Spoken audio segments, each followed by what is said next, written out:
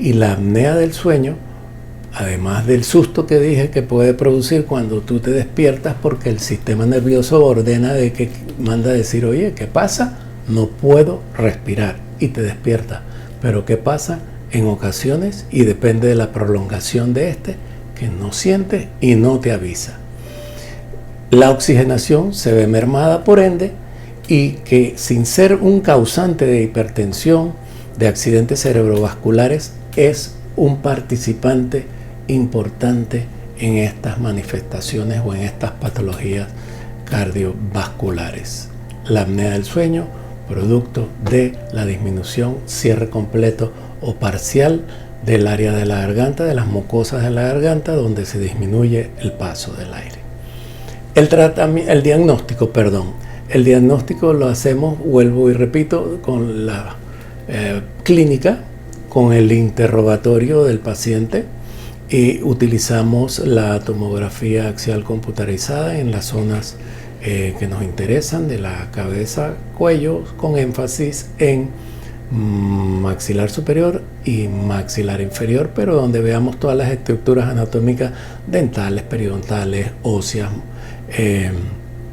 la articulación temporomandibular, vemos el tabique, vemos un poco las mucosas, digamos los pólipos, las adenoides no se observan adecuadamente.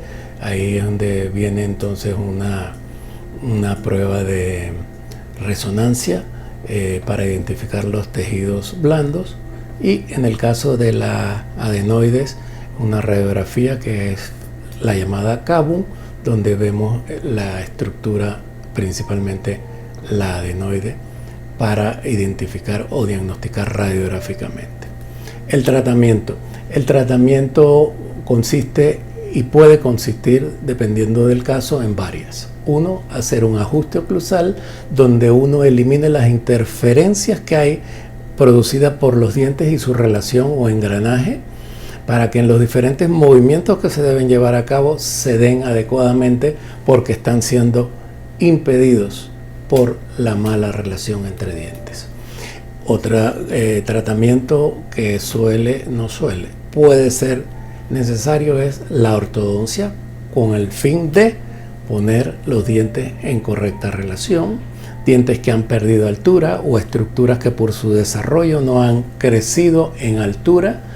Se propicia que se dé altura, y la altura favorece los espacios, la apertura de espacios, y por los espacios, vías aéreas, repito, nariz, vasocarnetes, orofaringe o la boca o la garganta, la parte alta, la que conocemos nosotros como la garganta, son pasos de aire. Entonces, la correcta reubicación de los dientes por medio de la ortodoncia. El reemplazo de piezas dentales perdidas es una forma de devolver la relación e interrelación de los dientes entre sí y entre maxilares, o entre la parte de arriba y la parte de abajo. Y así otros elementos que terminan el proceso con la colocación de algún tipo de aparato que se identifica en función de la edad.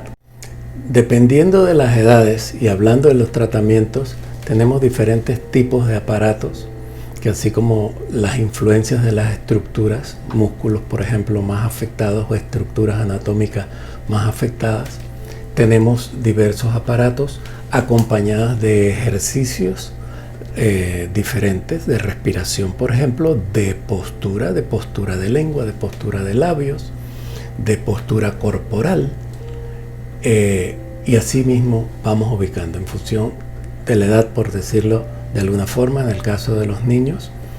En el caso de adultos tenemos aparatos igualmente para ellos, y sabiendo qué es lo que queremos tratar, por ejemplo, la apnea del sueño. En la apnea del sueño tenemos aparatos que, entre otras, producen un avance de la mandíbula para crear una separación de las mucosas en la que llamamos, repito, garganta, en la parte anterior, para que el paso del aire sea más amplio, el espacio por donde pasa el aire, y disminuya los riesgos o la cantidad o frecuencia de obstrucción o de apnea o hipoapnea.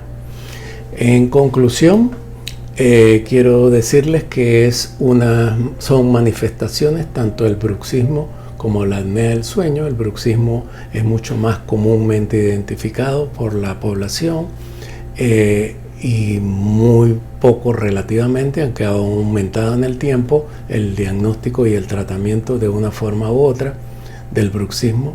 La apnea del sueño es menos identificada, pero igualmente es una condición supremamente importante y manifiesta, a la cual debemos todos tratar.